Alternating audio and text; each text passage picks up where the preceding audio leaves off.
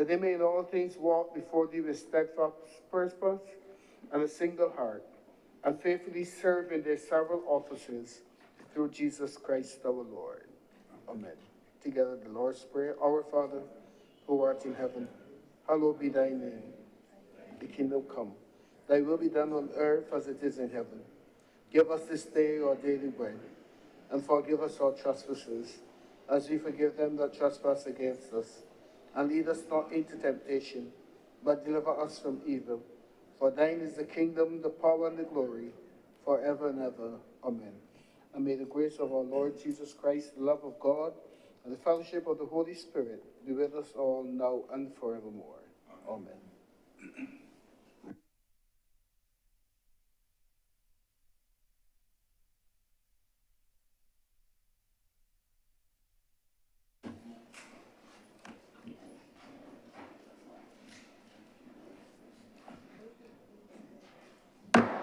The Senate is in session.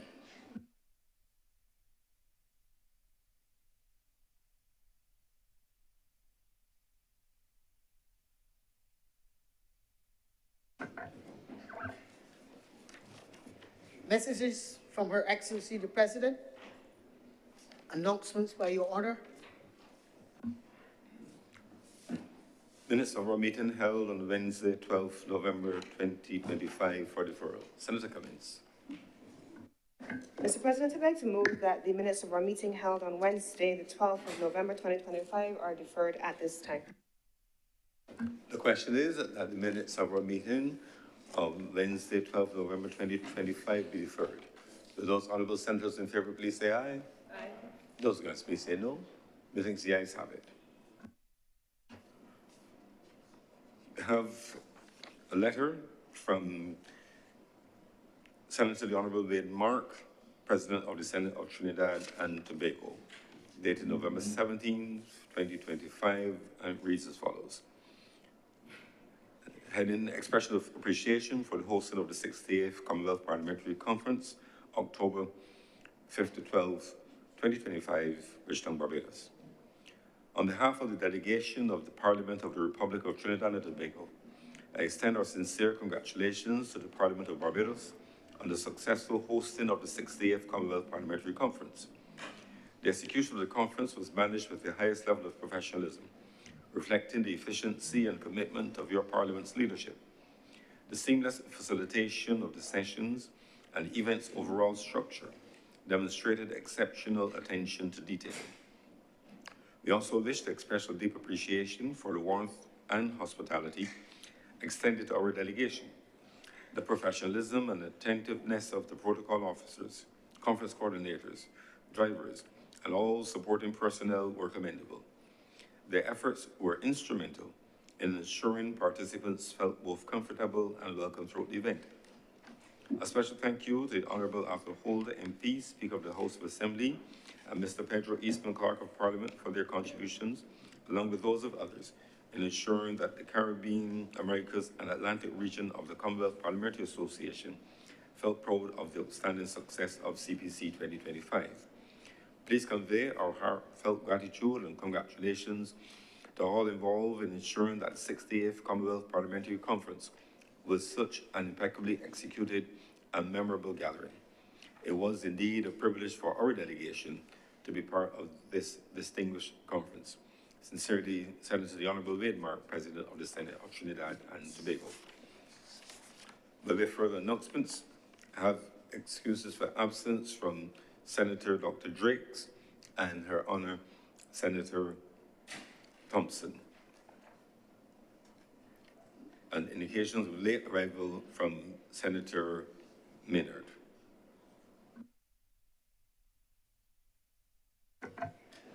Presentation of petitions, presentation of papers. Senator Cummins. Mr. President, I'd like to lay the following documents. The Duties, Taxes, and Other Payments Exemption Sanitation Service Authority Number 2, Order of 2025. The Duties, Taxes, and Other Payments Exemption, Atiba Oluko, Order of 2025.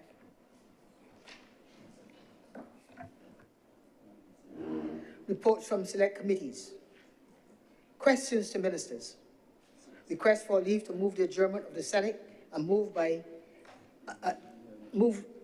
adjournment of the Senate on matters of urgent public importance. Beg your pardon.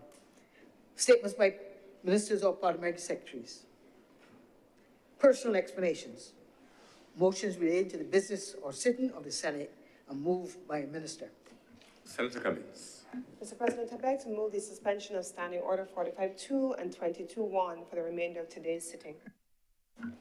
The question is that Standing Orders 45-2 and 22-1 be suspended for the remainder of today's sitting. Will those honourable senators in favour please say aye? Aye. Those against please say no. The next the ayes have it. Those standing orders are accordingly suspended for the remainder of today's sitting.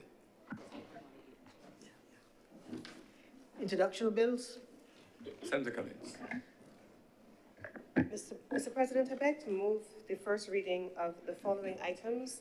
I beg to move that they be read a first time, to have the first reading of the Companies Economic Substance Repeal Bill of 2025, to move the first reading of the Income Tax Amendment Bill of 2025, the first reading of the Final Appropriation 2022-2023 Bill 2025, the first reading of the Final Appropriation 2023-2024 Bill 2025, and finally, the first reading of the Final Appropriation Bill 2024-2025.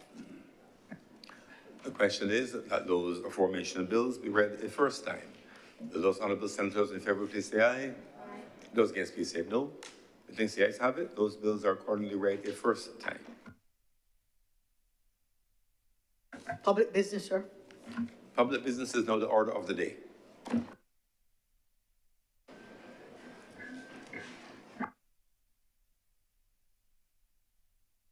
Order number 10, sir. In the name of the Honourable Leader of the Senate, to move the second reading of the Companies Economic Substance Repeal Bill 2025. Senator Cummings. Mr. President, I beg your permission to treat to orders number 10 and 11 as a cognate debate, given the two are inextricably linked.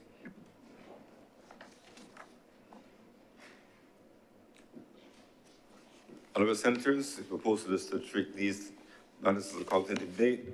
This is order number 10, Companies Economic Substance Bill, and number 11, amendments to the Income Tax Bill. As I understand it, to move the matters which are currently in the Companies Economic Substance Act into the Income Tax Act. Therefore, the proposals that we treat them as a cognate debate, of course, they will be voted on individually. Will those honourable senators in favour please say aye? Aye. Those against please say no. The next the ayes have it. We will therefore treat these as a cognate debate. Ensure, Senator Cummings, that you speak to both matters in your introduction. Thank you very much, Mr. President. The two bills that are before the Honourable Senate this morning, as I've said in my request to treat to them as a cognate debate, relate to, in the first instance, the Companies Economic Substance Act, which is to be repealed, and the provisions that are being repealed from the 2019 legislation for economic substance will then, where applicable, be incorporated into the Income Tax Act, Cap 73. In the first instance, Mr. President, the Economic Substance Act, the Companies Economic Substance Act, fell under the administration of the International Business Unit, the government's Ministry of Energy and Business Unit, and the Income Tax Act falls under the Barbados Revenue Authority. By repealing the Economic Substance Act specific to companies and placing it under the Income Tax Act, under the purview of the Barbados Revenue Authority, we now create a level of synergy whereby a single regime is being managed by a single agency, rather than having parallel overlapping regimes governed by two separate entities. In the first instance, Mr. President, the Economic Substance Repeal Bill at order number 10, it's a very short bill as it stands now. There are 4 sections that are covered here, and the substantial one that I would want to draw attention to would be Section 3, speaking to the transitional arrangements, which effectively allow for the retention of the compliance requirements under the existing ministry with responsibility for business. And so the rights, powers, privileges, and functions relating to the administration and enforcement of the former act shall continue to be exercisable, that the obligations in the same way for the former act and subsisting immediately before the commencement of this act shall continue to subsist, and that remedies under the former act shall continue to be available, and that the proceedings that were already commenced under the former act shall be continued. And so it also makes reference to the time period where we speak to the 31st day of December 2024, where the former act is now being repealed, and to provide for the entry into force of the new provisions once this repeal has been completed into the Income Tax Act effective January 1, 2025. And you note I say 2025. And in the Income Tax Act, you now have, again, a short section, and the insertion of the new division into the cap is covered at sections 52A, 52B, 52.3, 52C, and D, Mr. President, that then allow all the way through to F for the provisions, which I will go through in some detail as I cover what economic substance refers to, why Barbados in 2019 came to this honorable chamber, as we recall, to be able to put an economic substance regime in place, and why we're now repealing it, and what has happened globally, specifically with the Organization for Economic Cooperation and Development, OECD, with the Forum on Harmful Tax Practices, the FHTP, the AML regime, anti-money laundering regime, and how these things now fall under the remit in different ways of the Barbados Revenue Authority as it relates to the collection of corporation taxes and the relevant submissions by companies under the companies legislation, now under the Income Tax Administration, and where the compliance requirements remain under the government's separate body, under the Ministry with Responsibility for Energy and Business, which I have the privilege of leading. So, Mr. President, for those of us who would recall, in January of 2024, Barbados undertook sweeping changes to our taxation regime. Barbados decided at the time, on advice from our international and local advisory team, that given the emergence of the global regime for the convergence of a minimum tax, that Barbados wanted to make sure that we were in a new space. I think all of us would remember the days when Barbados was being blacklisted, when we were being gray-listed, and when we were having any number of issues with our offshore regime, which then transitioned to our international business regime, which has now transitioned into our business regime. All business is local business because all businesses are now registered under the Companies Act. And so, Mr. President, this legislation originally passed in January of 2019, in December 2019, was really meant to correlate to what existed at the time.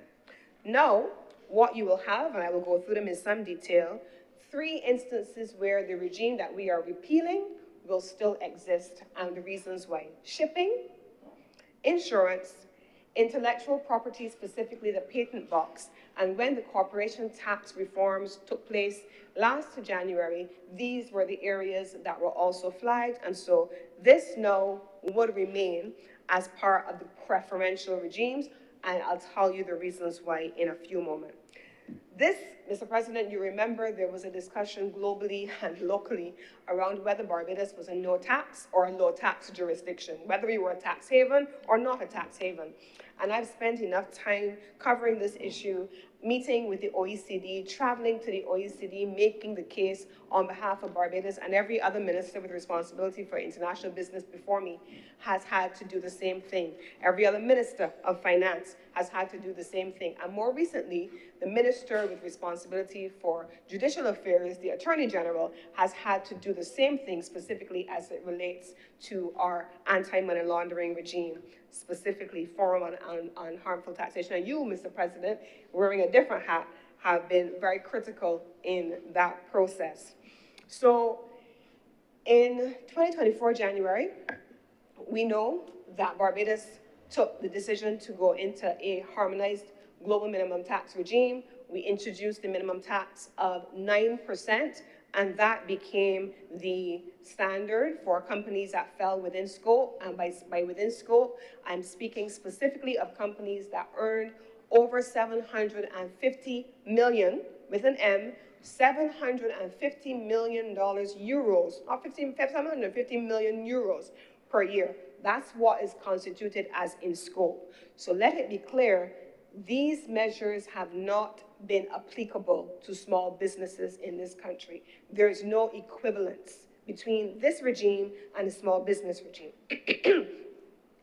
When we started to make the harmonization arrangements, we were basing it on the OECD global standards, What was found globally was that there were a number of companies that were engaging in profit shifting, and companies that were most likely to engage in profit shifting were shifting them to other jurisdictions where taxation levels were lower, and they were not necessarily paying what was considered to be, by some member states, their fair share of taxes.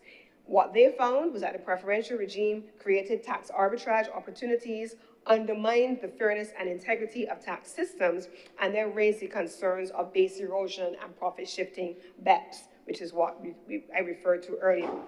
So the OECD Forum on Harmful Tax Practices, I do not know what's happening to my throat, my voice today. Thank you.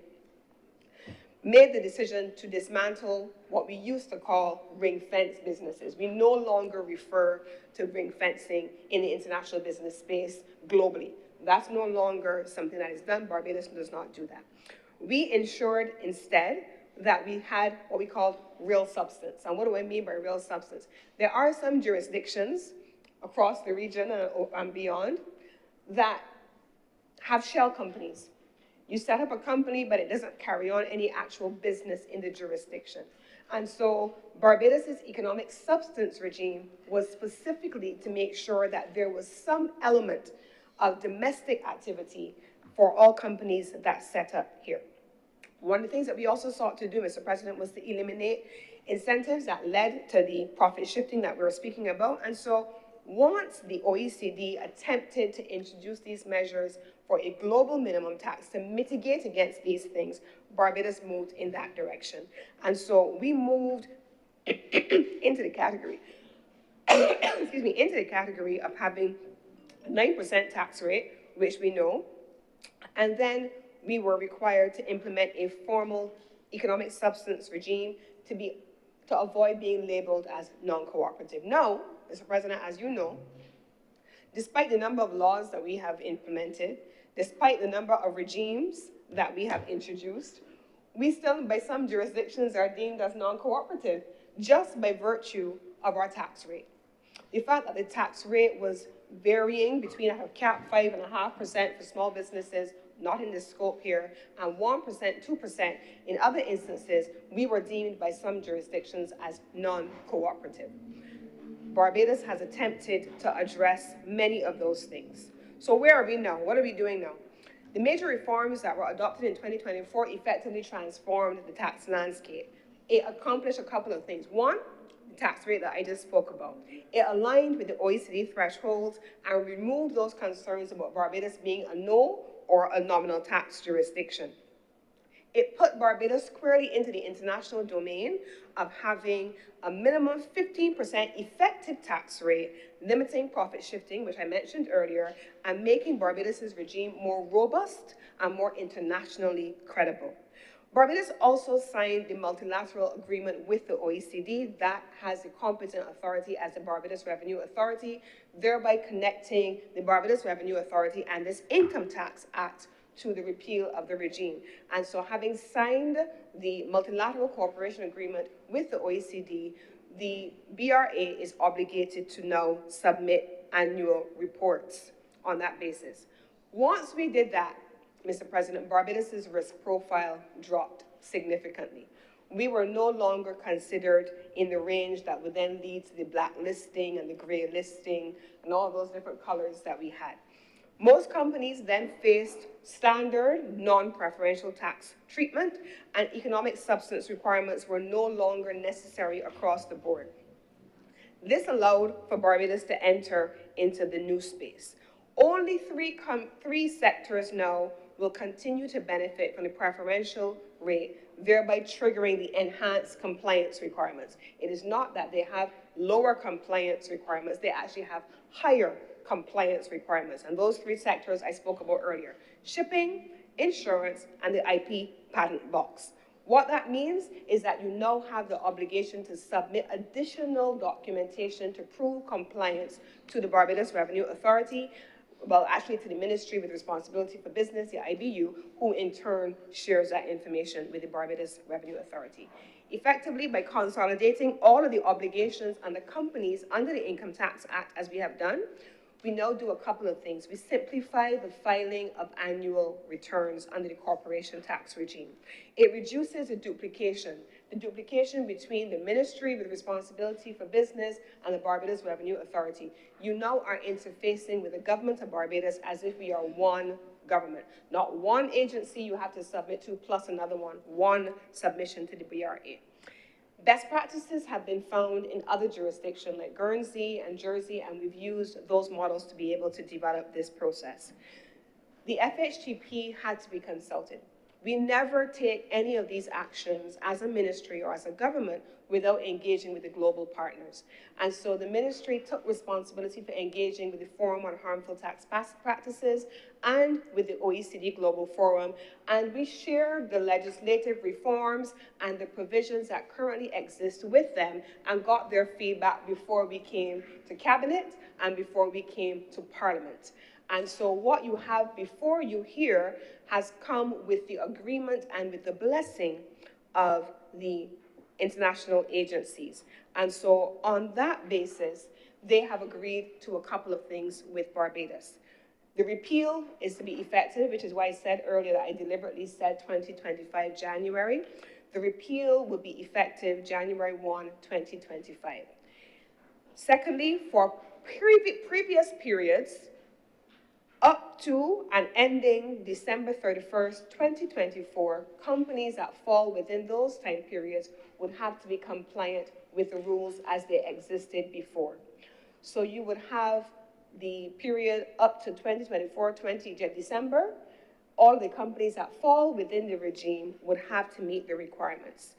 The Director of International Business, therefore, the compliance part of it that I said I made reference to in the economic substance section of the income tax legislation, the Director of International Business would retain the powers for audit and enforce the compliance for those periods up to December 2024.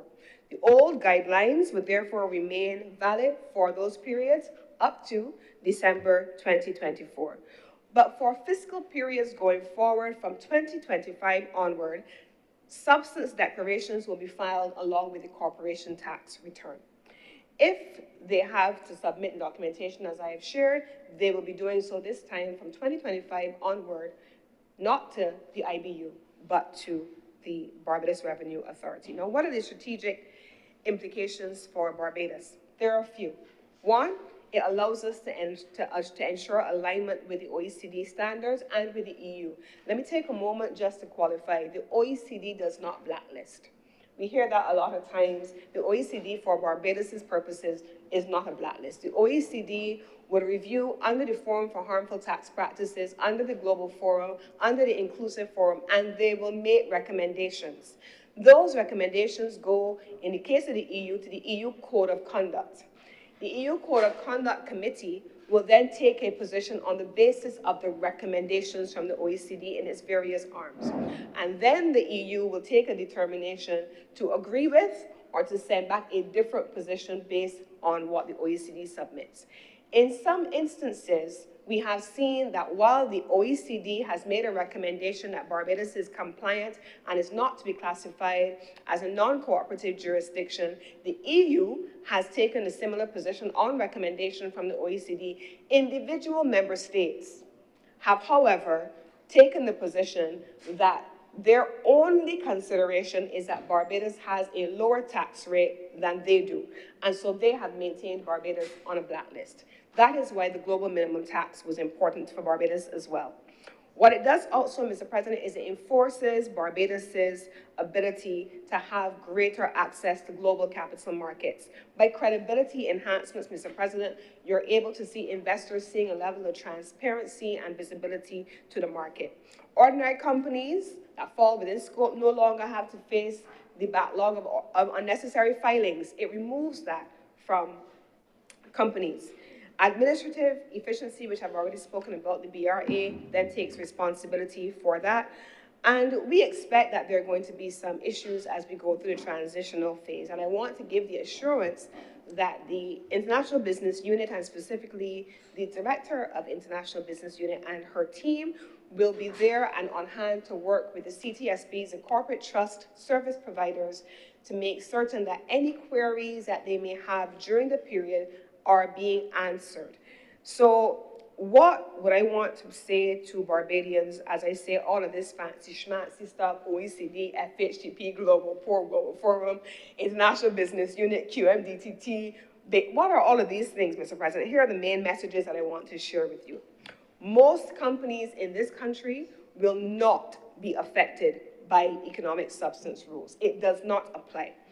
One of the most important messages is just that. The majority of companies in Barbados are not captured by these rules simply because of the amount of annual turnover or annual revenue. Only 3 specific sectors, shipping, insurance, and intellectual property patent box, remain subject to economic substance requirements. For ordinary businesses, including SMEs, manufacturers, retail companies, professional service firms, and domestic enterprises, there is no longer an economic substance requirement. That has been removed, and this reduces the administrative burden.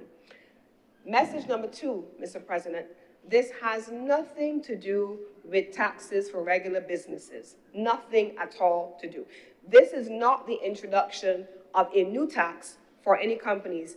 Businesses continue paying the standard 9% corporate tax rate, especially when you fall within scope.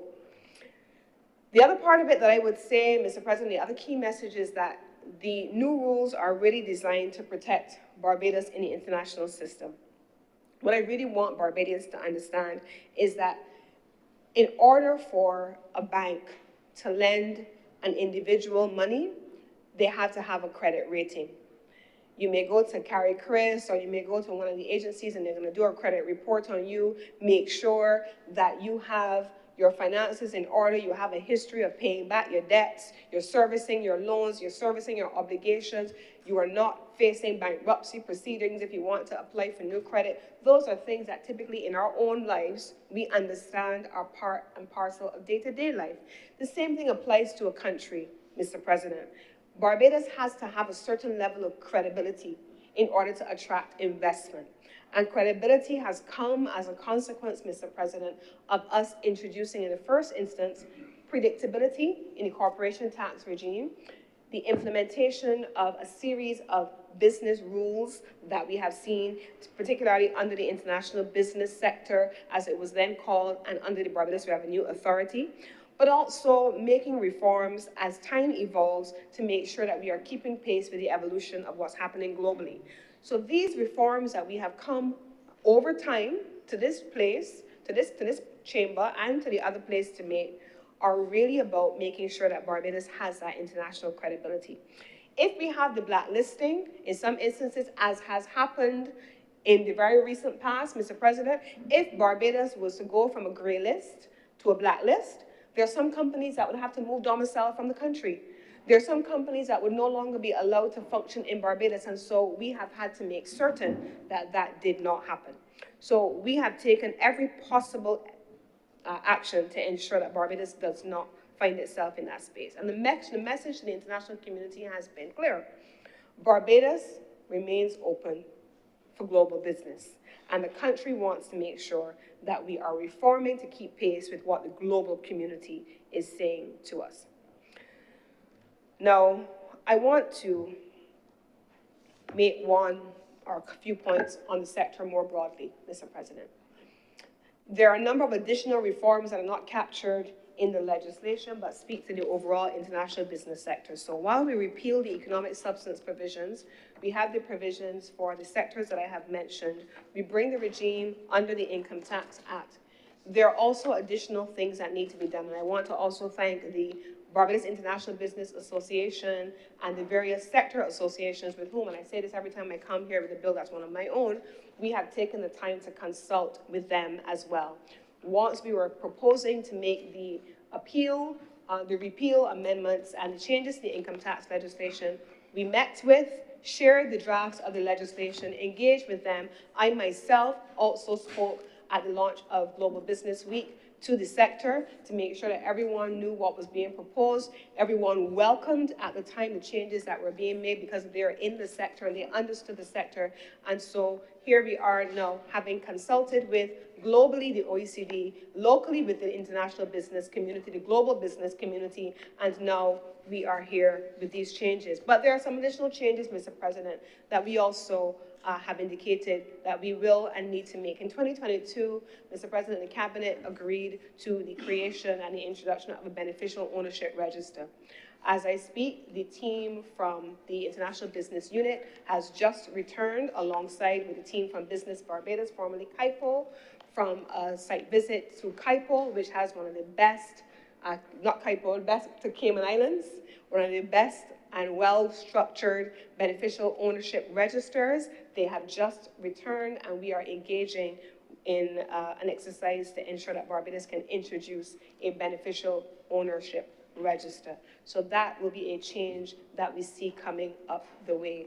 We've also been engaging with the OECD, Mr. President. There are a number of instances where over the last several years, before this government came into office and since this government came into office, where through the review mechanism, Barbados has been judged to be largely compliant, partially compliant, or compliant in a number of areas. It has been our ambition to ensure that Barbados is compliant. And so we set out a roadmap a year and a half ago where we looked at all of the areas where Barbados was partially compliant. We then looked at the areas where we were largely compliant, and we set a roadmap in place on 3 parallel tracks, including a legislative track. This is one of the pieces of legislation that we set in motion coming out of that, Mr. President. A technology track, Mr. President, and a human resource and a skills-related track to allow for Barbados to move from being partially compliant in the areas that we were to largely compliant, and in the areas that we were largely compliant to move to compliant, so that Barbados will be fully compliant and remain compliant with the skills, the resources, and the technology in place for every portion of the overall regime, and that where reforms were necessary, that we would pivot and make those reforms in a timely manner. And so we have the economic substance regime being repealed, the income tax provisions being changed. The Barbados Revenue Authority has done a commendable job in expanding its capacity. They now have an international relations unit where they, together with the international business unit, travel to all of the OECD meetings, all the global forum meetings, and make sure that there's that synergy at the government level on all matters relating to global business and the global tax regime and the global tax reform structures that need to evolve. And equally so, Mr. President, we also have been working to ensure that we can create that predictable environment for investors. That, Mr. President, is the summary of what is before us in these 2 pieces of legislation, Mr. President. And I want to take the opportunity also to say that we simultaneously have been negotiating a series of double taxation agreements. We have completed negotiations in the last year with Hong Kong in the first round and with Curacao also in 1 round of negotiations. We have started and we will go into 2nd round negotiations with other jurisdictions. We have reconstituted Barbados's treaty negotiating team, and these things are all part and parcel of what Barbados negotiates when we go onto the international stage.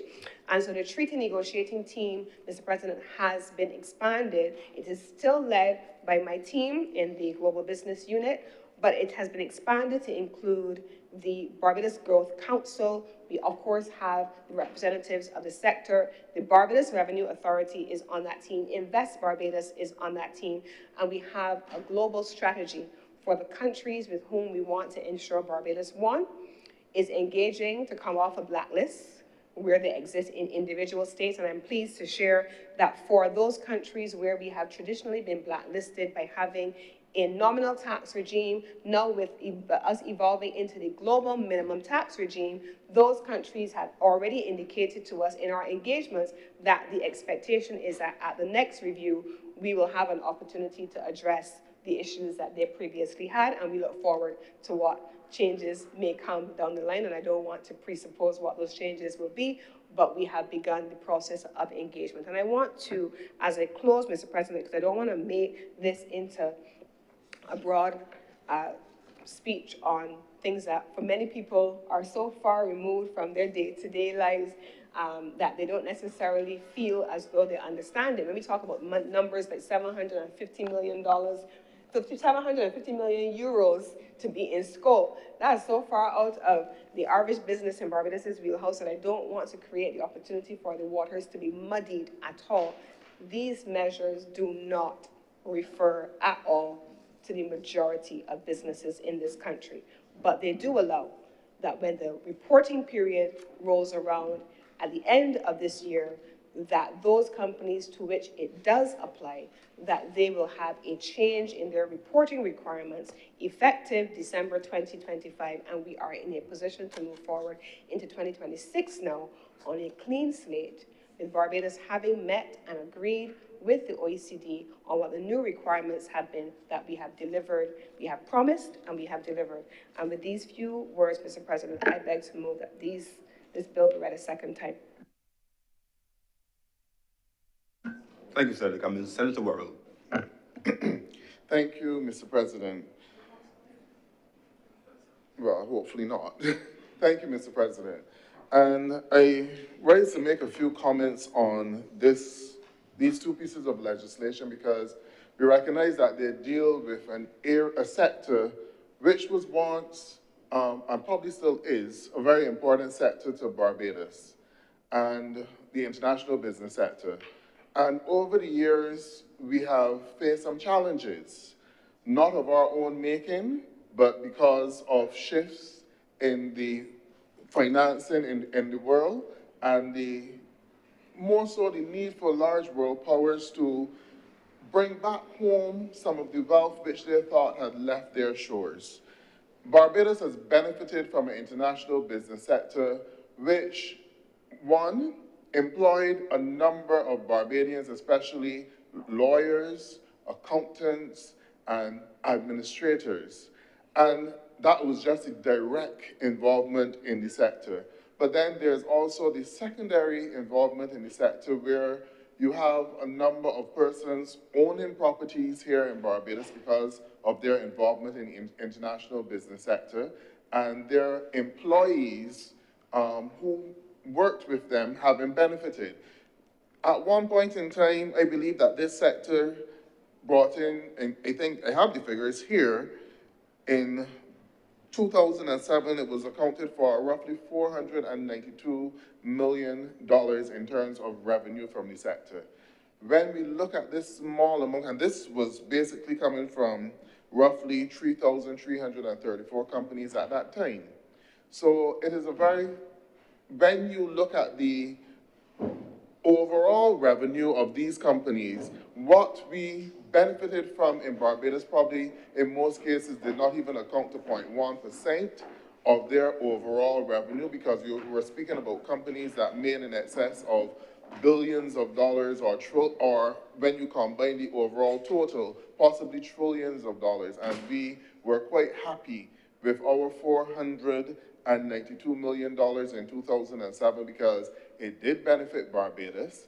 It did put revenue in our foreign reserves account. It did produce significant employment for a number of professionals. And it gave opportunities to young Barbadians who wanted to qualify in that area, lawyers and accountants, and opportunities to work in Barbados, but work for some of the largest companies in the world and be able to manage accounting portfolios of multi-million dollar accounting portfolios, an opportunity which they will probably never get from working with some of our locally based companies. So that's to show how important the sector has been and will continue to be for Barbados. But then over the years, you had the financial crisis from 2007, 8 and on, and you even had like one of our, countries such as Canada in particular, because a number of our international business companies at one point did come out of Canada, but they recognized the importance of bringing some of those taxes back home, started to put pressure on those companies and have some of them relocate from Barbados back into Canada so that they can benefit directly from the taxes, imposing the taxes. Now, once upon a time in debates such as these, the matter which Senator Cummings ended with, the double taxation agreements, that used to dominate the debates in these parliaments in terms of bringing information about the double taxation agreements which we signed with a number of countries, the role of the foreign minister at that time going to a number of different jurisdictions and starting the process. But that has not been sufficient for us to maintain or grab hold or dominance in the area because the double taxation agreements and the tiers were not sufficient.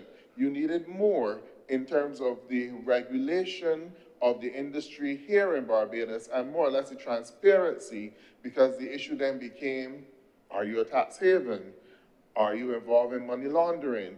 All of those things, and being able to identify the beneficial owners of businesses, and also now with this particular piece of legislation, look at the amount of business which is actually conducted in the jurisdiction, as opposed to it just being a shell company or a file in a drawer in the office of a lawyer with nothing more, no more activity happening within the jurisdiction.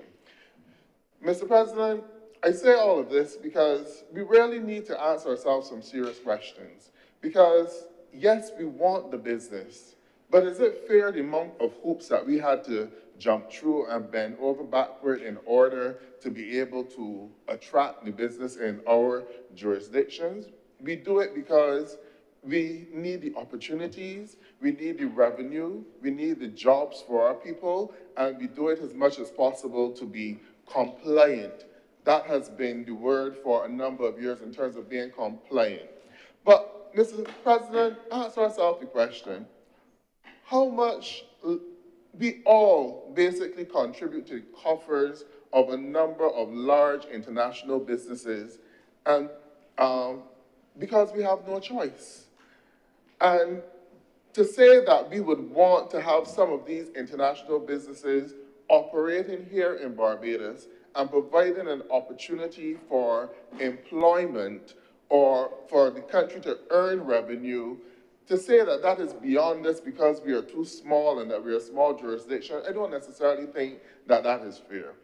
If we go into every single wallet, every single one of us in here probably has a Visa card, but we don't, well, the lady shaking her head probably has an American Express card.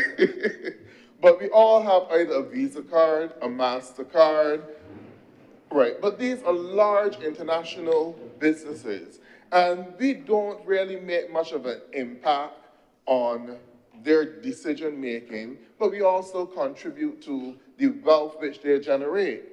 Every single one of us in here probably has an Amazon account. There we go, the lady shaking her head again. An Amazon account, or if not an Amazon account, we are using the Chinese version, which is Shenzhen, and all of those different accounts. But at the end of the day, the point that I'm making, Mr. President, even though Senator Cummings shakes her head, and I don't believe her, I don't believe her in every single instance, the point that I'm making is that we don't have much of a choice here in Barbados where our 10 cents and our little coppers go. Because at the end of the day, they end up in the hands of a number of these large international business companies. And many of them do not have a presence here in Barbados or in the rest of the CARICOM territories because they figure that we're too small. With globalization, they took manufacturing basically away from us. Are they only saying that the only industry that we ought to rely on within the Caribbean is tourism?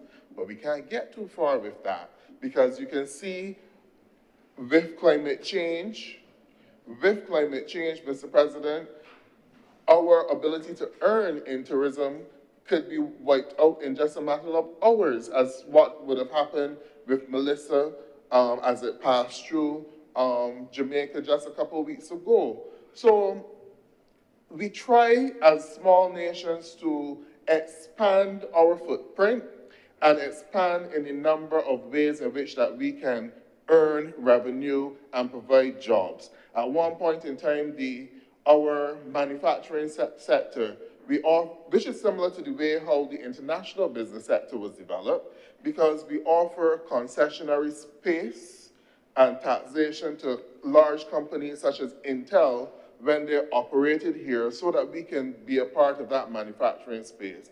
But as a result of globalization, it's maybe not necessarily beneficial for some of those manufacturing processes to continue here because of the logistics in terms of raw materials and maybe shipment, and then you can probably get a cheaper labor source in other areas. So what are we left to do? We've educated our population so that we can have a highly skilled workforce, so that we can go after services which are the main domain of the international business sector. But yet, whenever we try to go a little further and become compliant, another change comes about, that something else that you have to put in place. And as the leader of government business said, in the past, it has put a lot of burden on companies and the government in Barbados in terms of maintaining those regulations and the pace at which we can enforce and carry out those regulations, not just for the government of itself, through the international business sector. Now, a lot of the burden is going on to the Barbados Revenue Authority through the new arrangements, but you have to put clerical officers there to deal with that. You have to have the computer programs that you can analyze all of that information in a timely basis. You have to have persons with the technical knowledge, lawyers trained in taxation, accountants with similar training so that you can have the appropriate red flags when reports are submitted. All of these things come at a cost to the country and a cost to lower jurisdiction. So whereas it may come with some ease for larger countries in Europe and North America and other parts of the world to actually have these things in place, because in most circumstances there, local businesses generate the level of revenue and the intricacy that, in order for them to function and to be regulated locally, you need to have these things in place. For smaller jurisdictions such as Barbados and other CARICOM countries who try to get into this domain, we don't benefit like Cayman Islands as being able to have the backing of the UK, or Bermuda, which also has the backing of the UK and their legislation to support them in what they're doing, because we are sovereign countries. So we have to, based on our $14 billion economy, we have to compete as though we were an economy earning over $1 trillion a year and have all of the sophisticated offices that can facilitate these regulations.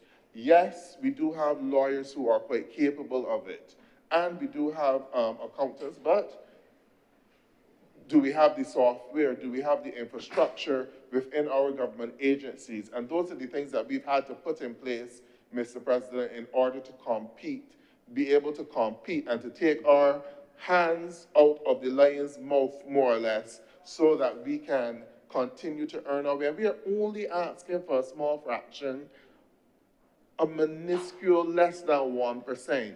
But look at the hoops and the ropes that you have to go through in order to get it. Is this fair, Mr. President? But you know what? We cannot change it, but I am hoping that at some point in time that we would recognize, not here in Barbados, but globally, that the more pressure that you put on small island developing states in order to legitimately earn revenue, that you have to reciprocate on the other end at some point in time. You can't burn us both ways. You can't put pressure on small island developing states to earn revenue legitimately and to create employment for their people legitimately, and then at the other hand, you try to withhold concessionary loans and you try to make it seem as though things like climate change does not exist or does not matter, and that we are not vulnerable to those things. Because we recognize we cannot put all our eggs in the tourism basket, because overnight it could be gone. And our people still have to live, they still have to eat, and they still have to work, and they still have to earn a living.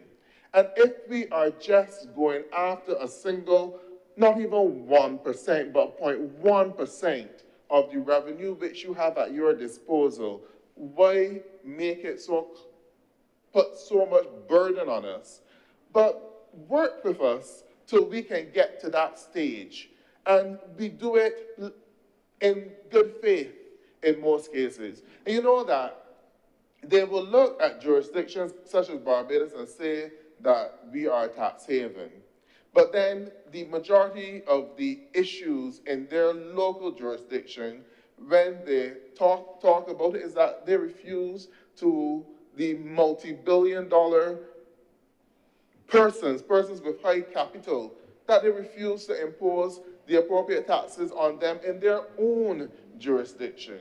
So that the political argument in most of these places is how much taxes these persons who have a mounted wealth of billions of dollars get away with, and that the majority of the tax burden in their country is usually on the lower income and the middle income persons who earn less than that, in terms of like basically making $100,000 a year to make ends meet. But they refuse to tax the ones in their jurisdiction who have billions of dollars in assets and earn possibly the same $492 million that we earn in one financial year. Some of them may earn in a month, but they refuse to put the taxes on them. But they look to small jurisdictions such as Barbados with less than 1% of that and call us tax havens.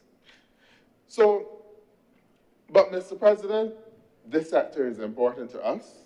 It has been good to Barbados over the years, and it can continue to be good to Barbados, and a good opportunity for employment for our young people who are qualified in accounting, ACCA, and CGA, our lawyers, who given them great opportunities to practice corporate law, taxation, all of those things. And then not only that, but to the persons in the culinary industries as well, who find jobs and employment working with in the residences of some of these international business players. So we need to do whatever we can to make it work for Barbados and continue to earn.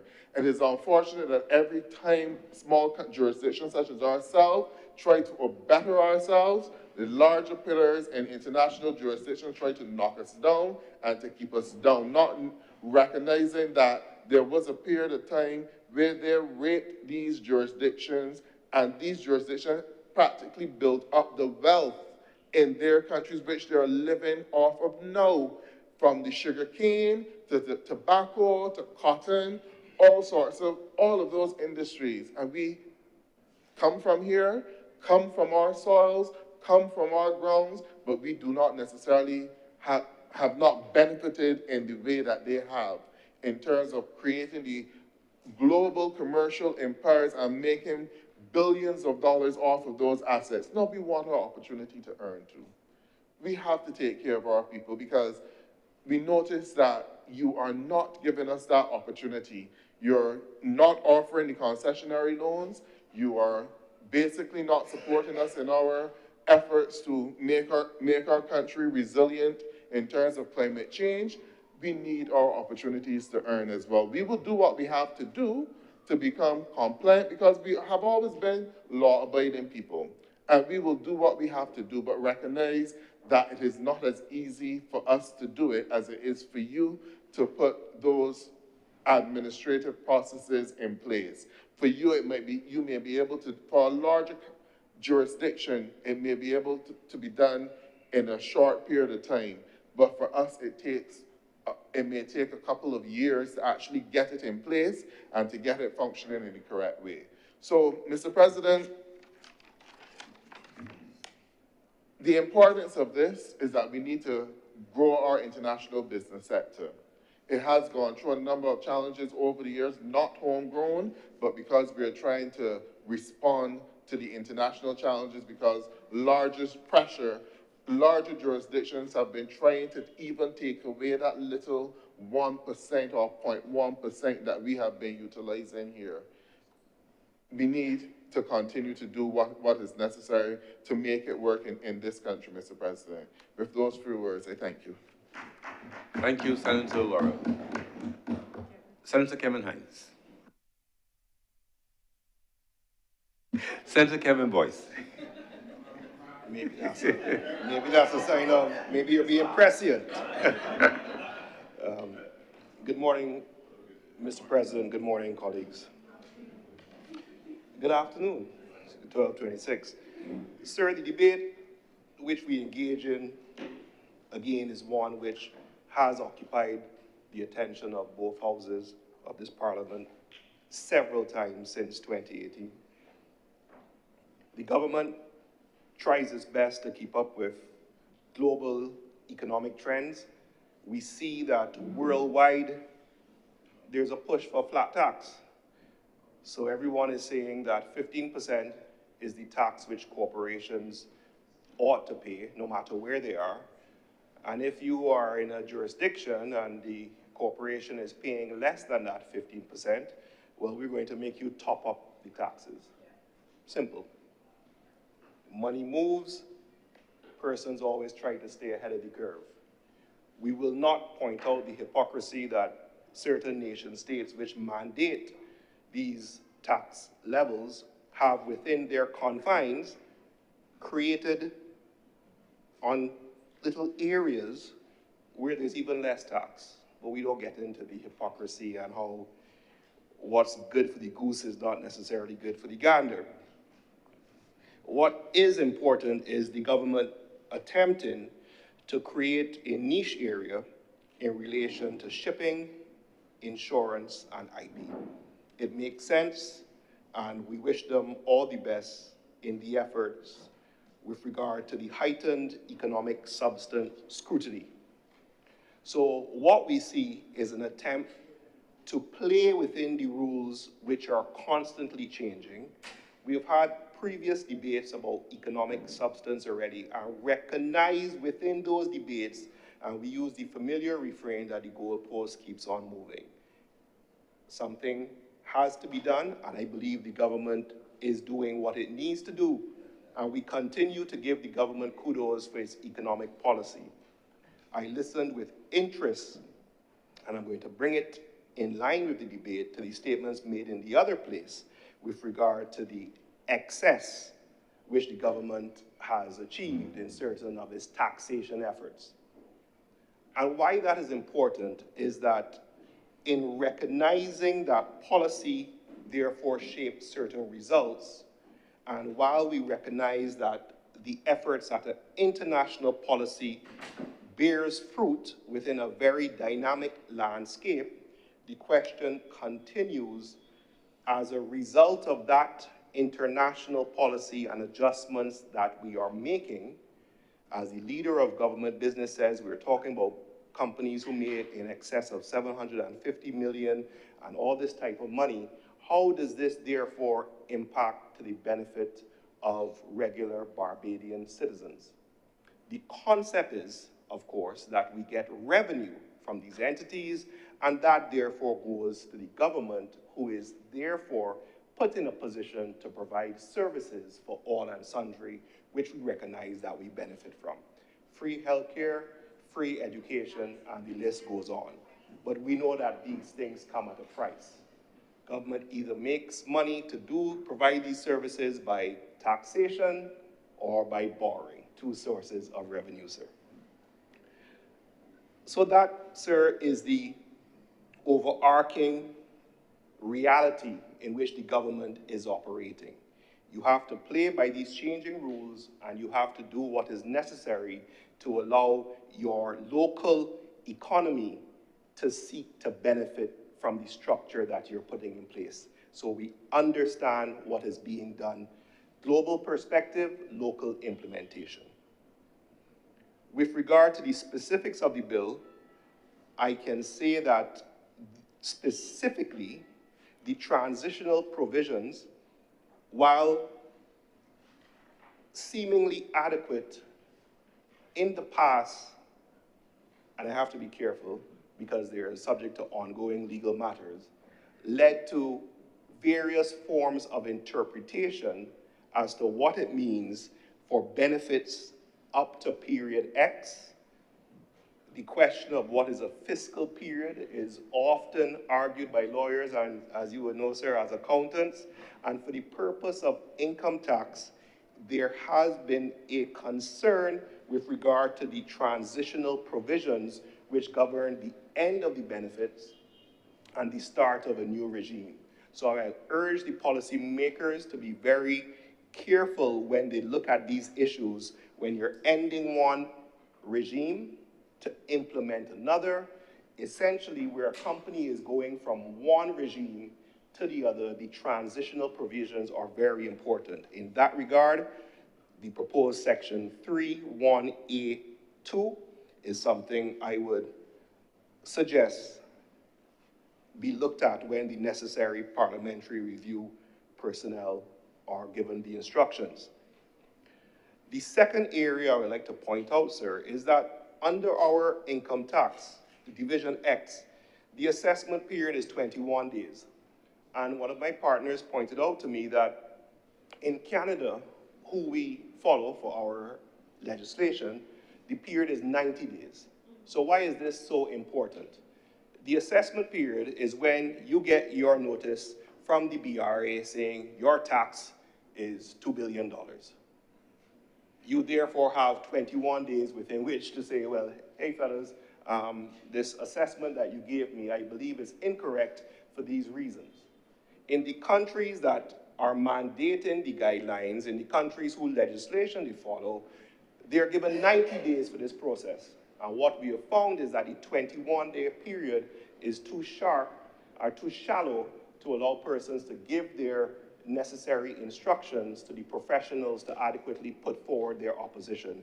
So that is something that I would suggest is a Division X in the Income Tax Act, which we are amended by this piece of legislation, that the relevant technocrats take a look at.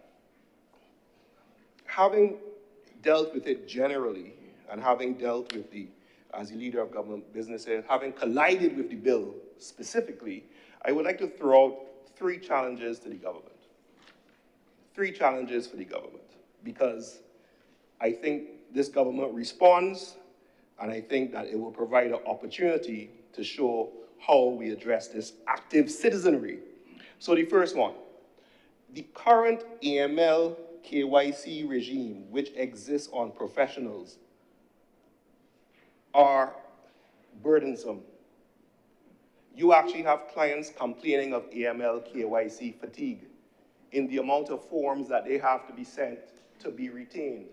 Know your client, let me see your bank account, let me get a referral from your business in your jurisdiction, let me get your assets, your shareholdings. It becomes a lot. And the question is there any way that the levels, the same way we creating certain levels for economic substance if you earn more than X amount of million, can we look at that as well for the AML KYC process? I believe even Senator Malalu has to deal with it from his business, which is real estate. Now, we understand if a chap walks in, we don't want it to be like the olden days where a gentleman turns up with a briefcase. We're not saying to go back to that, but we're saying the level of scrutiny that is currently required is somewhat burdensome, and it therefore then creates a cost. And what do businesses do with costs? They pass them on.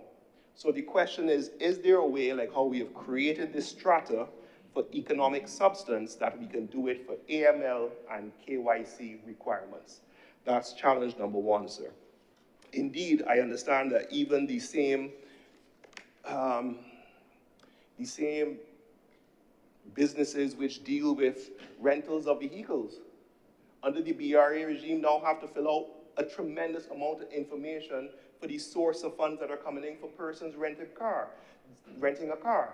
This type of administrative level creates more work, which then creates a burden, which then makes things less efficient, and the tourists may not wish to go through all of that. So the question is, are we painting with too fine a brush for some of the requirements as we seek to keep ourselves within a necessary strata? My view is that a lot of times, and I've dealt with it in other areas, you find yourself incorporating what you call best practices, which may not necessarily suit your needs. So my challenge to the government is, how can we strip away some of these administrative burdens while still, so I'm not saying let it be a free-for-all, let's be clear. What I'm saying is you're subjecting regular business persons, regular professionals to a level of scrutiny that perhaps is too burdensome and is better suited for more sophisticated operators. That's number one. Number two, and this is specifically for my government, Senator Minister Reid, in relation to the synergies, I think I like that word, the synergy which currently exists between TAMIS and the BRA in relation to corporations. So, Mr. President, as it currently stands, we know a corporation has to file its annual returns, and then it files its corporate income tax with TAMIS. We know that TAMIS is online only, and we know that the corporate returns which have to be filed, I saw the ads in the paper and I thought it was very good, and they have an open day clinic. So what I would like to throw out now to the government is, how can we get TAMIS and the new Business Barbados to create one portal where you go in as a small businessman and say, hey, this is my taxes, this is what I've earned, here is evidence of my company, one form, one file, everything is done. I think that would be a wonderful challenge, and I look forward to if it is taken up to business efficiencies. The third one, Mr. President, is based on an article that was published this week by Dr. Ankie Scott Joseph, who I've had interactions with in a professional setting, and she's someone who comes across extremely thorough. And sir, what was indicated was that the effective tax rate of a professional or any person who earns $75,000 is now 32.8%. This is under the Income Tax Act, in case there's any query as to why we're having this discussion. The issue is, sir, that if someone earns $200,000, they're paying a tax rate of 32.5%. So you're actually paying less tax, 0.3%, if you earn 200K than if you earn 75K. And it's something which, a point which we have made before, and which I have certainly made, in that we need to look at our tax structure, in that those who can afford to pay more, and that this middle class, especially the young professionals, if something can be done to reduce the burden, because we cannot say fair is fair, And we have a situation where at $75,000, your effective tax rate is 32.8, and at $200,000, your effective tax rate is 32.5. So that's number 3, and I look forward to hearing the debate at the budget time with regard to how they will deal with the levels, because it can be done, especially in light of the statements made in the other place with the excess that has been gained from the current tax structure. Mr. President, those are my contributions, and I am in support of this proposed legislation. Thank you. Thank you very much, Senator Kevin Boyce. Any more speakers? Senator Maladou. Thank you, Mr. President. I rise to make a couple of comments, and I will apologize for my voice. I came in from a flight of, I think, 32 hours last night, but I wanted to be here.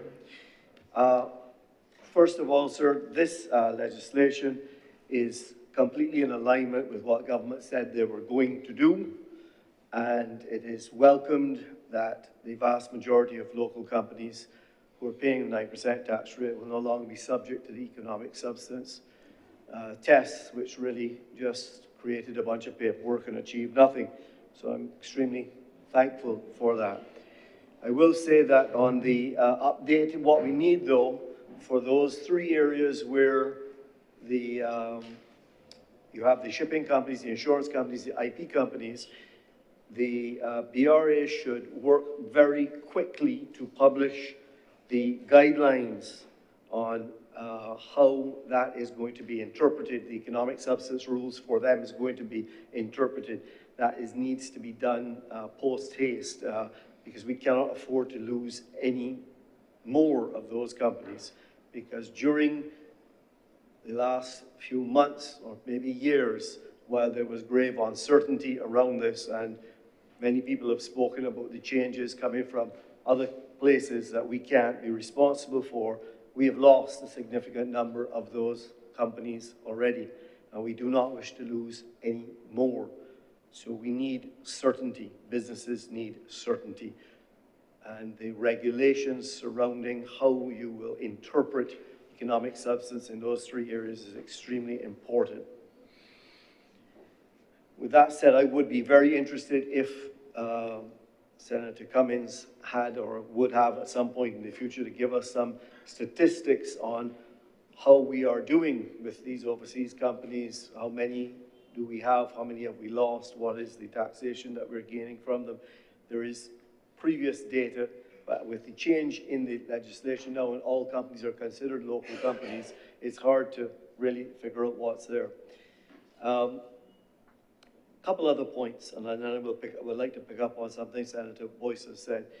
Sir, the legislation that we're dealing with today addresses the past. It does not address the future. And the reality is that we need to stop complaining about who moved my cheese, because that's really what this is about. And we need to start looking at how do we craft a future international business regime for us? What can we do? And there has been a lot of talk, and I know the government had a consultant, and there was a lot of discussion about mutual funds and the blue-green economy, and we were going to attract these mutual funds here. And I'm curious as to what progress we have made with that. And I'm asking us just to stay ahead, not to react to what these other countries are doing to take our cheese away from us, but perhaps we can look other places to find new cheese. 2 last comments, sir, and I won't take up a lot of your time, but Senator Boyce has triggered me to make a couple of comments on KYC and AML, and I want to endorse what he said absolutely, completely. And since he did mention the area of business that I often practice in, which is in real estate, I would like to make these comments about it. The KYC and AML regulations that are placed upon real estate agents in Barbados is completely unreasonable. Real estate agents do not handle client funds. It never passes through them, but the level of KYC and AML that they have to do, all it does is slow down business. It achieves nothing. It is a complete duplication without any added safeguards. Everything that a small real estate agent in Barbados might do for KYC or AML is already being done with much more competent people in the legal profession, who are the ones who are actually touching the money, who are collecting the money and dispersing the money. The real estate agents do not do that. And they get a proportionate fee for what they're doing. Sometimes zero, and sometimes whatever they would like for, it is not a legislated fee. It's a fee that they negotiate in the free market. You're absolutely right. Thank you, Senator Nichols, for pointing that out. There are unintended consequences on the sector. To maintain the KYC and the ML obligations on real estate companies actually creates more risks, because some of these companies are very small. And when you ask them to collect this level of data, there becomes issues surrounding the security of that data. So I would like to endorse what Senator Boyce has said and have some form of threshold that is appropriate, just as this legislation is. And lastly, sir, my comments on taxation in general, and I've said this before a number of times, and unfortunately I'm going to have to say it again. I do hope at some point in time we would look at our overall tax regime in Barbados. Again, Senator Boyce, sorry to have to call on you, but you did point out the percentages, which I'm not known, I don't know them, but it does seem disproportional that a company can pay 9% tax, but the individuals who work in there may be paying 32.8 or 32.9 or 32.5%. And those who own businesses are therefore able to structure around that. Those who are purely employees pay the higher tax rate. So I actually believe that, and as I have suggested here before, is that we may want to completely abandon the idea of taxing people on what they earn and purely look at taxing people upon what they spend. That is the way that other jurisdictions have approached it. And I think it is one that makes sense. If you want to spend a lot of money, you pay a lot of tax. If you want to save your money, you can save your money as well without tax. And we have a tax system today, sir, that is fundamentally, or a business environment that is fundamentally a frustrating one. And we have to spend lots of time and come in here and talk about how do we facilitate so as to avoid the frustration. And then we talk about an uncompetitive environment where we have to provide concessions. So when I do hope in supporting this legislation, that at some point in time we can look at the overall income tax legislation and look to align it better with what our national interests are to grow this economy, being firm craftsmen of our fate and not relying on other countries for them to tell us what we can and cannot do. Let us look to what we would like to do and craft legislation that suits that. But as I said at the outset, sir, I support this legislation, and I'm obliged to you, sir. Thank you, Senator Malado. Member Speakers, Senator Cummings. Sorry, Senator the Honourable Linda Durst. Why do you do that?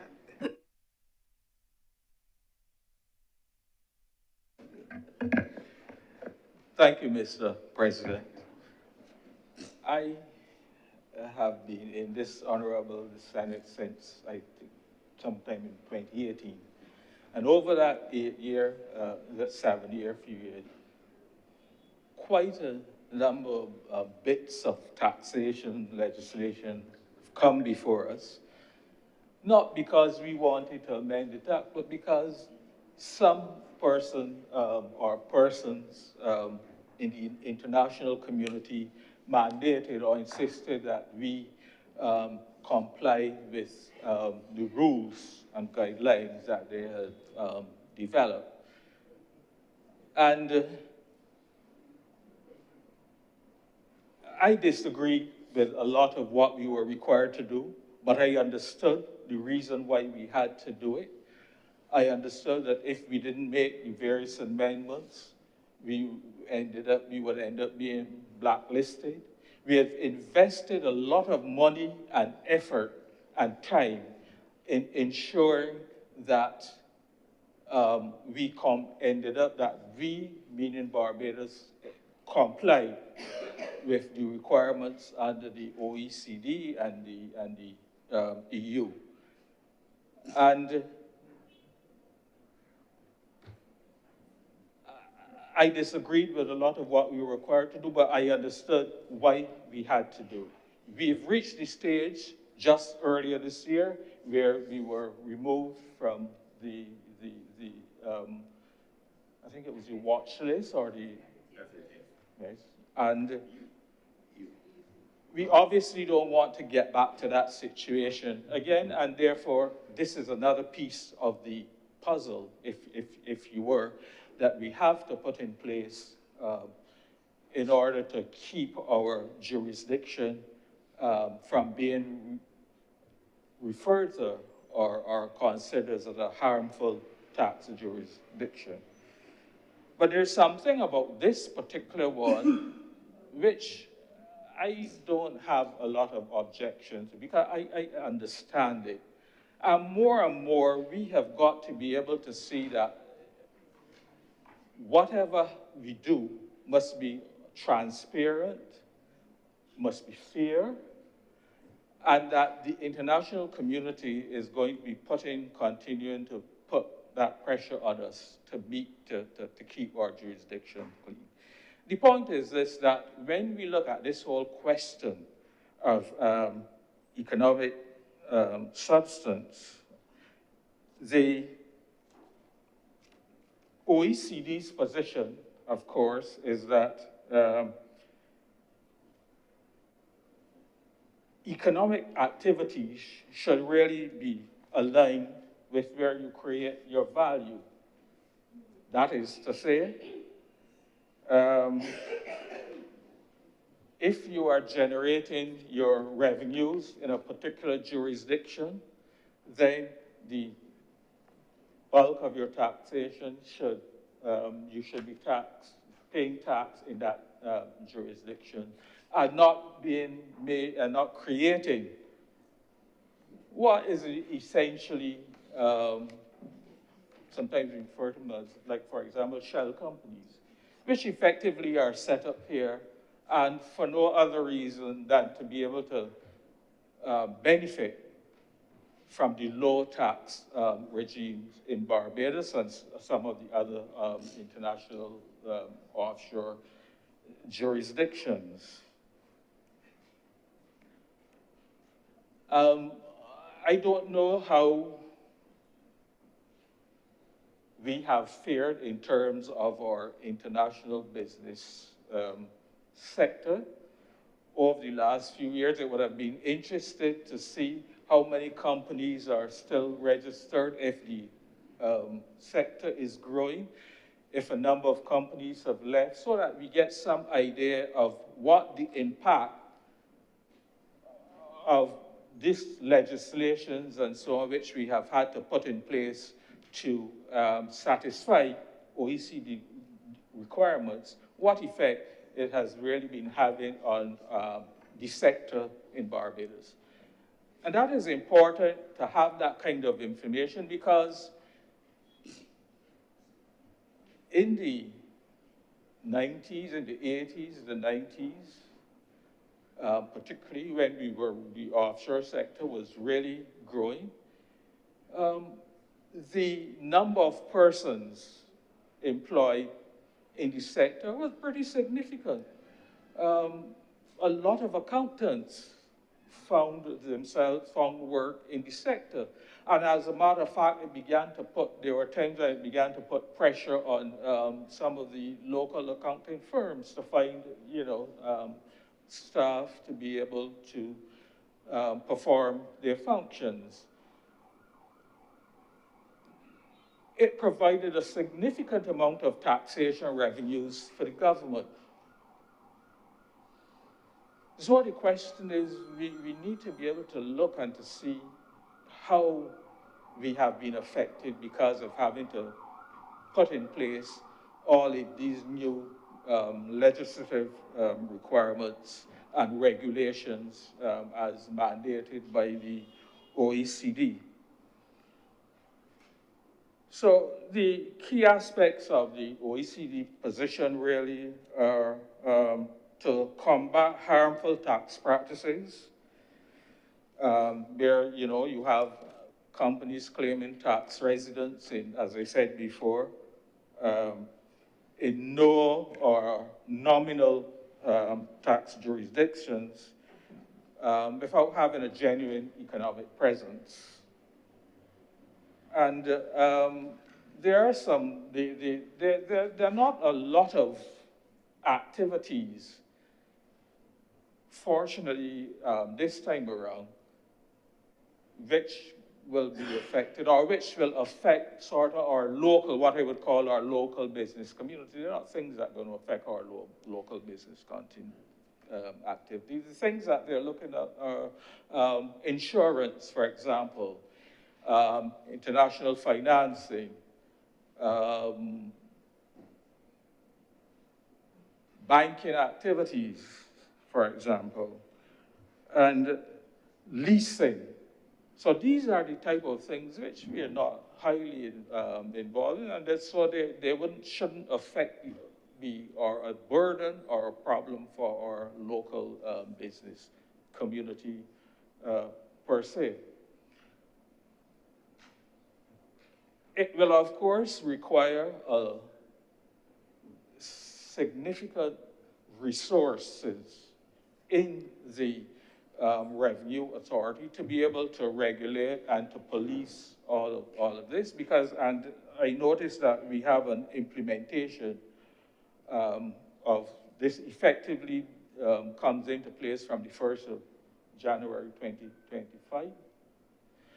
So effectively, this is something that the tax or revenue authorities will have to become efficient in terms of making sure the proper regulations are in place, in terms of being able to audit these international business companies to see that they are in fact complying with this economic substance requirements.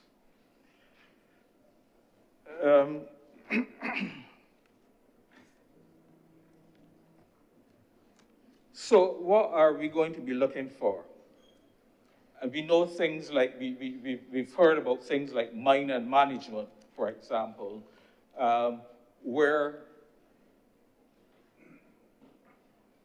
the companies will have to demonstrate that they are being managed, these international business companies will have to demonstrate that they are being managed here in Barbados. We will have to show that there's adequate levels of staffing, that the expenditures are commensurate with the level of revenues which are being generated and being reported in this jurisdiction. And so these are the things that the tax authorities will have to be paying attention to and will have to be able to review and give a clean slate or a clean report to these various international offshore companies. As I said, I think I don't have a lot of objection to this particular bill, because I think that it is important that more and more we move in line with best practices and transparency, and that we can be satisfied that activities, business activity, which is undertaken and which is going on in this jurisdiction is really genuine, is really genuine activity. And this is what basically the economic substance legislation is hoping or is set out to achieve. I don't know if we, as a result, we will lose some more of our international business companies. We will, of course, have to wait and see. But I would hope that the sector, even with all of these requirements, will still continue to grow, because it is an important economic sector for Barbados. As I said, in terms of employment, in terms of generating tax revenue, in terms of all of the persons who have, non-residents who have come to work here and who have to live in hotels or rents or whatever, who go out to dinner and so on. And therefore, they also input a lot of business into the Barbadian community. And so I hope that we don't lose out on all of that because of having to introduce this legislation. So the overall position is that while multinational enterprises can operate globally, their tax planning must align with actual reality of where their business functions, and where their assets and risks are located. And with those few words, Mr.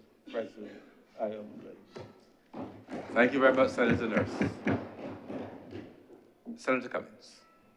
Thank you very much, Mr. President. And as is the norm, I want to thank all of the honorable senators who have spoken on this bill, and I'm going to attempt to respond to as many of the queries and comments as I can. Senator Worrell, thank you for your comments. It is always a good day when the government and the opposition can agree on the importance of a measure and be mutually complementary on a single matter. So today is a good day. No wonder we had the rains over the last few days, but today is a good day. But, Mr. President, in responding to the concerns legitimately raised by Senator Worrell and all of those who have spoken about the constantly moving goalposts, the number of times since 2018, we in this chamber who sit here now, who've been here since May of 2018, have had to come to make changes to the global business regime. We know what this feels like. For those who are Barbadians and who have lived in Barbados all this time, or who have followed Barbados all this time, even before we sat in this chamber, changes always had to be made. We always talked about feeling as if the goalposts were being moved and that other jurisdictions were determining what our fate should and should not look like. And in 2023, Mr. President, one Sunday evening, I should say, one of the government's tax advisors, the former OECD Director of Tax Policy, actually, who, once he left the OECD, joined Barbados to make sure that we could legislate now from on the inside outward, that they called and they raised a concern. They said that at the time, Barbados was in danger of not meeting a critical threshold where the global business sector was concerned.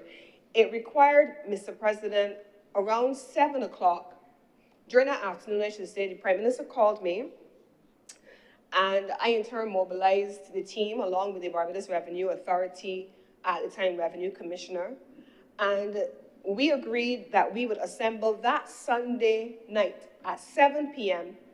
in Baobab Towers.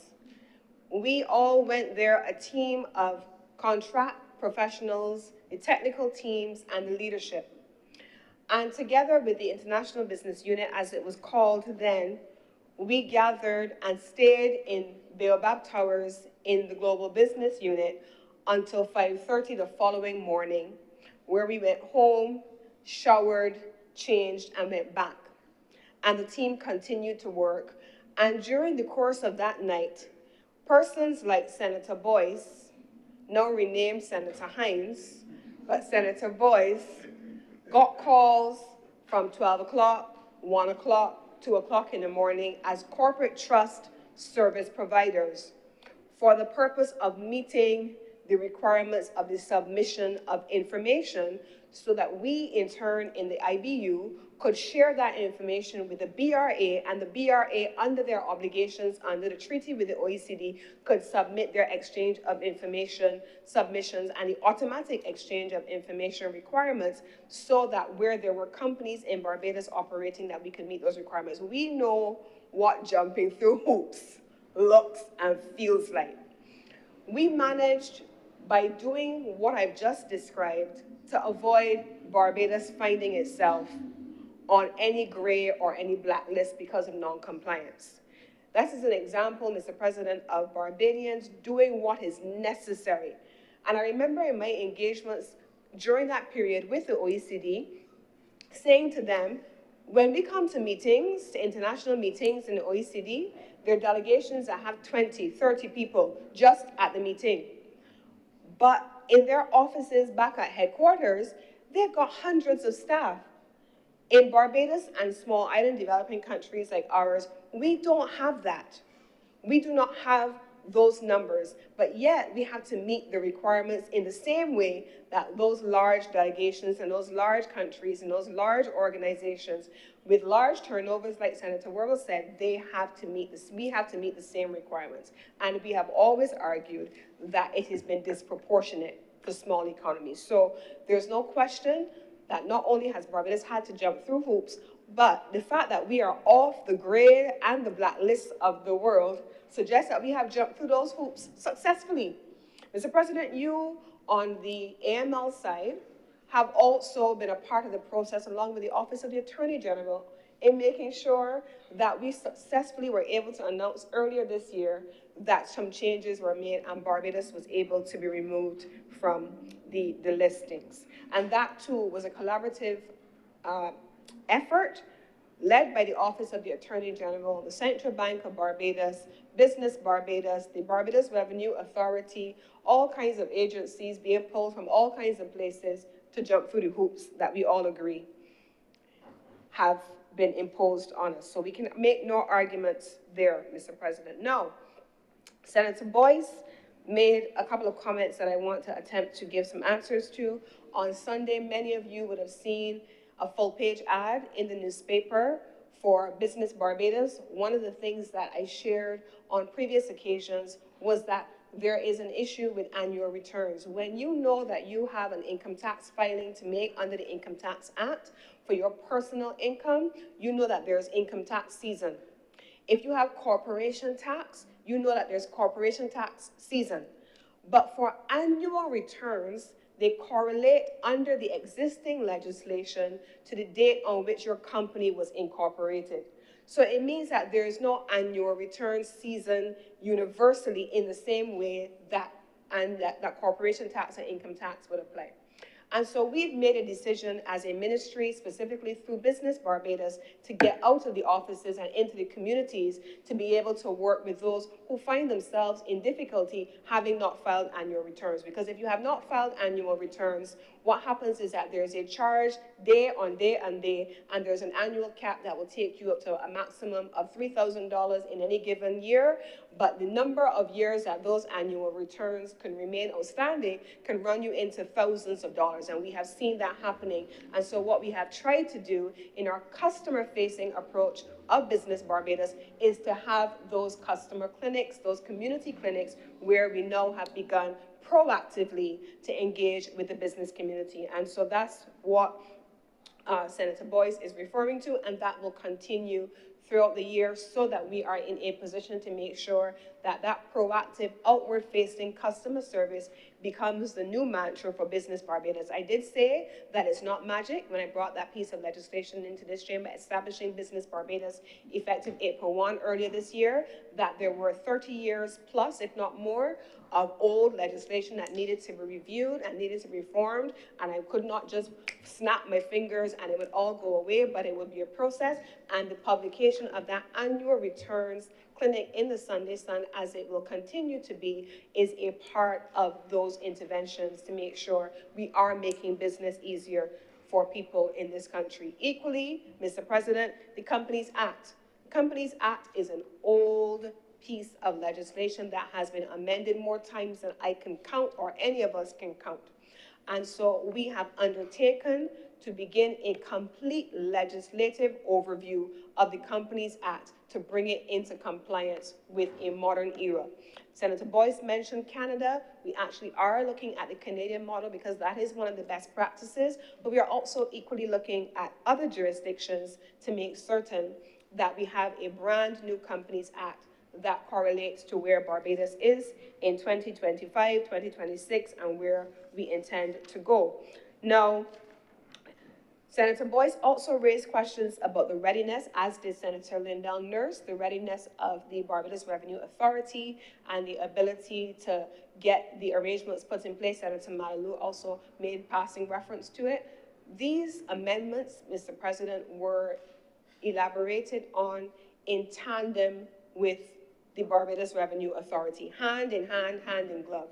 We worked as the International Business Unit and the Ministry of International Business alongside the Barbados Revenue Authority. There's a question that was asked about a portal.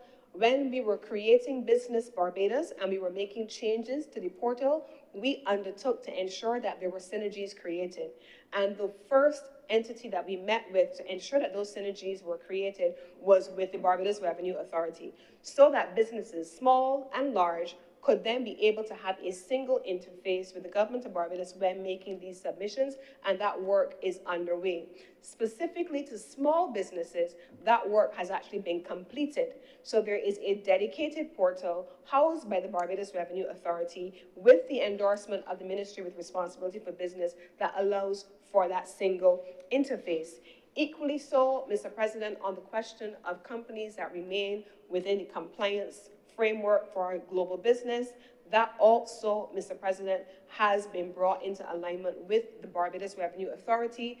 There are additional fields that needed to be added into the income tax, the corporate tax submission, and those have already been, that work has already been advanced, and we expect that by the time the business community begins to interface with the system, if they have not done so already, that they will see that not only is the Barbados Revenue Authority not in an advanced state of readiness, but they are completely ready to take these actions moving forward. Now, there was a question raised about how Barbados has fared in this global business sector and how we have treated to the revenues. Now, in the other place, the minister in the Ministry of Finance spoke about the collection of corporation tax. And if I think I remember in 2024, when I came here, we spoke about $470 million on being collected from the global business sector. Last year, 2023, last year, we saw over $1 billion in revenue being collected under corporation tax, specifically for those companies that are within scope. And you remember what the definition is of within scope. But how has the sector fared in the last year? In my ministry, we have just completed, actually, for submission, an assessment of that question. Where is the sector? How many businesses are registered in the sector? How many were dissolved? How many have left? Where have they left? What have they said on leaving? And I want to just share a few of those statistics here. In 2020, we went as far back as 2020. We had new registrations of limited liability companies, 934. The dissolved companies were 207. So for 237 companies that were dissolved in 2020, 934 were registered. In 2021, 134 companies were dissolved. In 2021, 995 were registered. In 2022, 186 were dissolved and 1,028 were registered. In 2023, 201 companies were dissolved, 1,449 were registered. In 2024, 311 were dissolved and a high of 1,517 were registered. So clearly we can see that there is a consequential difference between the number of new companies being registered in the country vis-a-vis those that are being dissolved. I want to draw attention also to the primary reasons for those companies that have been dissolved and have shifted jurisdiction. 19% of them indicated that the economic substance requirements that we are here repealing were the reason for them shifting jurisdiction. 19% of those companies that shifted. And so we can see, Mr. President, that what we're doing here and what we have agreed that is important for us to do here has a direct impact on Barbados' attractiveness as a domicile for global business. So I'm hopeful that having shared that data with the colleagues, that you are then in a position to use it in your respective spheres of influence. No, I take the points that have been raised by Senator Boyce specific to the transitional arrangements in Section 3.1.2, as well as the interpretation periods, how lawyers versus accountants reconcile that, and I will share that with the Barbados Revenue Authority, as well as a point made by Senator Malalou on the publication of guidance notes with the Barbados Revenue Authority. I have already taken the time to share the query with the new Barbados Revenue Commissioner, Mr. Jason King, and as soon as he provides me with an answer, I commit to giving you that response. So with these few words, Mr. President, I beg to move that this bill be read a second time. The question is that this bill, this is order number 10 we're dealing with, to be clear. This will be read a second time. Will those honorable senators in favor, please say aye. Aye. Those against, please say no. Meeting is the ayes have it.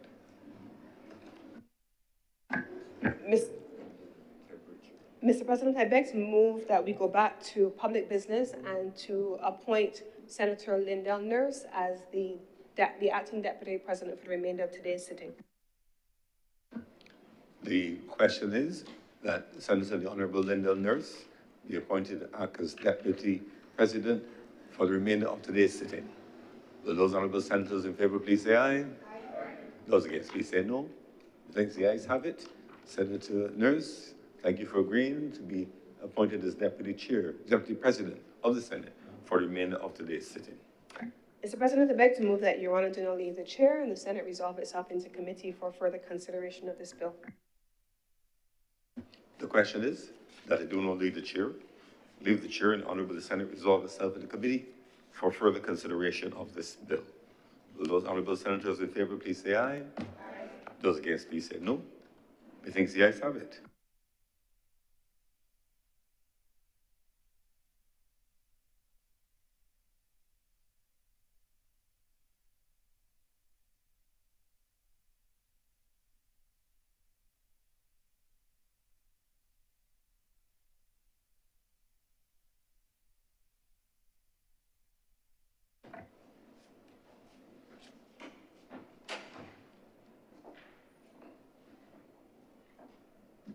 The Honorable Senate is now in committee. Clause 1. Mr. Deputy President, I beg to move that Clause 1 do not stand part.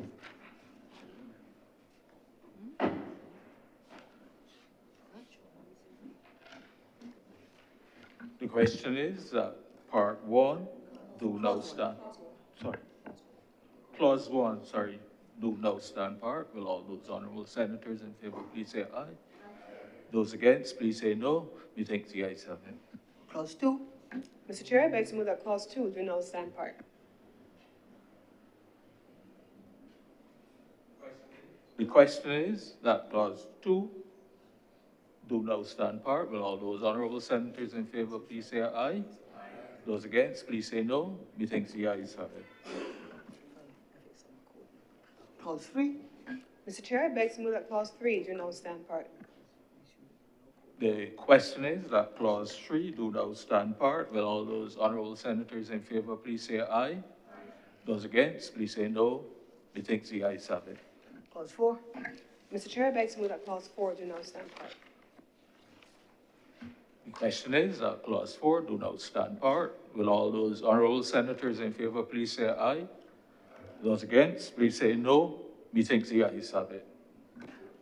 Mr. Chair, I beg to move that you do not report to His Honor the President the passing of one bill in committee. The question is that I do now report to His Honor the President the passing of one bill in committee. Will all those honorable senators in favor please say aye? Those against, please say no. Methinks the ayes have it.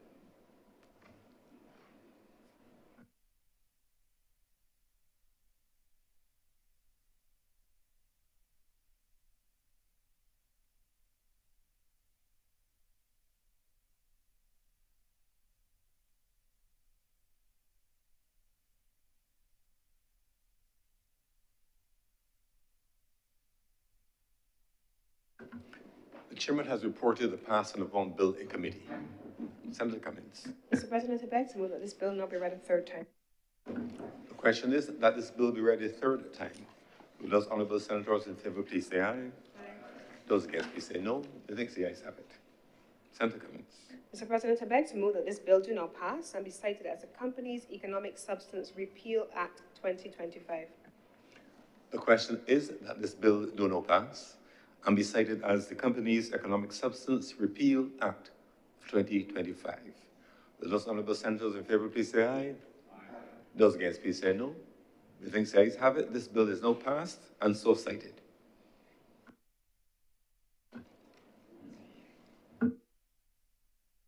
Order number 11, sir. In name of the Honourable Leader of the Senate to move the second reading of the Income Tax Amendment Bill 2025. Senator Cummins. Mr. President, I beg to move that Your Honour do not leave the chair and the Senate resolve it. Mr. President, I beg to move this bill be read a second time. The question is that this bill, the Income Tax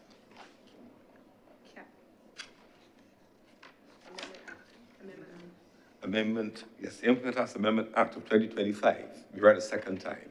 Will those honourable senators in favour please say aye? Aye. Those against please say no. Methinks the ayes have it.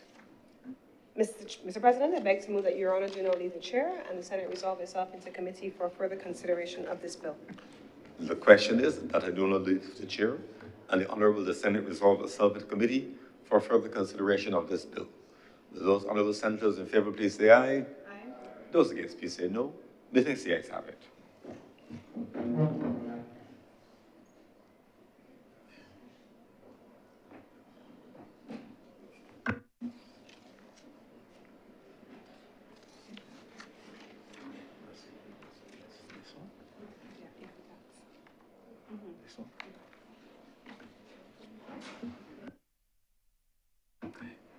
The Honourable Senate is now in committee. Mr. Chair, I beg to move that Clause 1 do not stand part. The question is that Clause 1 do now stand part. Will all those honourable senators in favour please say aye? Those against, please say no. Methinks the ayes have it. Clause 2. Mr. Chair, I beg to move that Clause 2 do not stand part. The question is that Clause 2 do now stand part. Will all those honourable senators in favour please say aye? Those against, please say no. Methinks the ayes have it. Mr. Chair, I beg to move that Clause 3 do not stand part.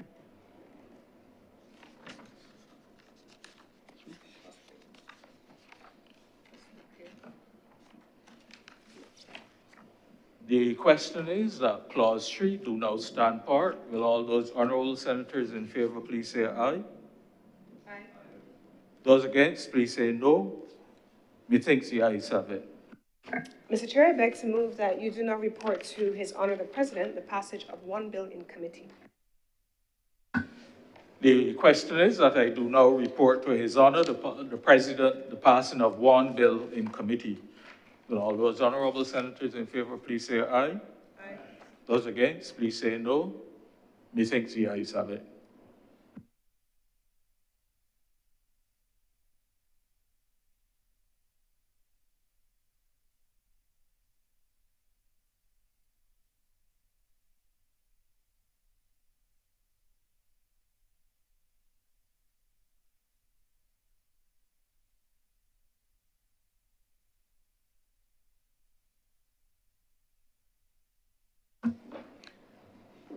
The Deputy President has reported to me the passing of one bill in committee. Mr. President, I beg to move that this bill be read a third time. The question is that this bill be read a third time. Will those honourable senators in favour please say aye? Aye. Those against please say no. Methinks the ayes have it. Mr. President, I beg to move that this bill do now pass and be cited as the Income Tax Amendment Act 2025. The question is that this bill do not pass and be cited as the Income Tax Amendment Act of 2025. Will those honourable senators in favour please say aye? Aye. Those against please say no. Methinks the ayes have it. This bill is now passed and so cited. Mr. President, I beg to move that this sitting of the Senate be suspended for lunch to reconvene at 2:30 p.m. The question is that, Ms. Brown?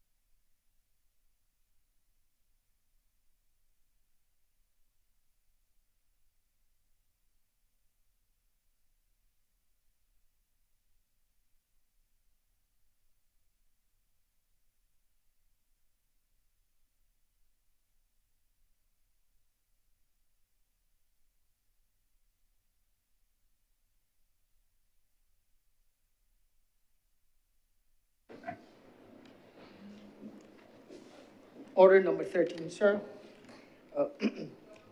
To move the second reading, I beg your pardon. Order number 12, namely order lead the Senate to move the second reading of the final appropriation bill 2022-23. Final appropriation 2022-23 bill 2025. And these bills were certified money bills. Senator Cummings. Thank you very much, Mr. President. Permission to treat two orders number 12, 13, and 14 as a single item. The question is that we take orders number 12, 13, and 14, which are appropriation bills related to 3 financial years, as a cognate debate.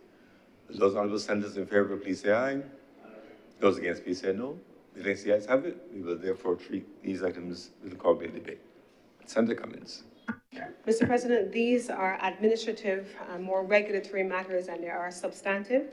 And so, as you know, we on an annual basis pass the estimates of expenditure, the approved estimates of expenditure, but we also have a number of supplementary requests that may come through during the course of the year. These appropriations bills simply reconcile any supplemental resources that were added on to the approved appropriations, the approved expenditure for each financial year, and these will cover financial years 2022, 2023, 2023 to 2024, and 2024 to 2025. And so, Mr. President, I beg to move that these bills do not pass as money bills.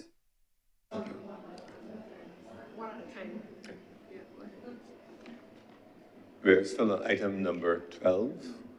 The question is that this bill, this is a money bill, so there's no money in the committee, but the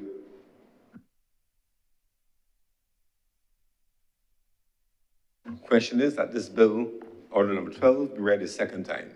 Those honourable senators in favour, please say aye. Aye. Those against, please say no. Methinks the ayes have it. Mr. President, I beg to move this bill do not pass a third time, be read a third time. The question is that this bill be read a third time. Will those honourable senators in favour please say aye? Those against please say no. Methinks the ayes have it. This bill is accordingly read a third time. Mr. President, I beg to move that this bill, the final appropriation bill 2022-2023, bill 2025, do not pass. And be so cited. The question is that this bill do not pass and be cited as the final appropriation 2022 to 2023 Act 2025. Will those honourable senators in favour please say aye? Those against please say no. The next ayes have it. This bill is now passed and so cited. Leader of the Senate to move the second reading of the final appropriation 2023 to 2024 bill 2025. Mr. President, I beg to move that this bill be read a second time. The question is that this bill be read a second time. Will those honorable senators in favor please say aye? Aye. Those against please say no.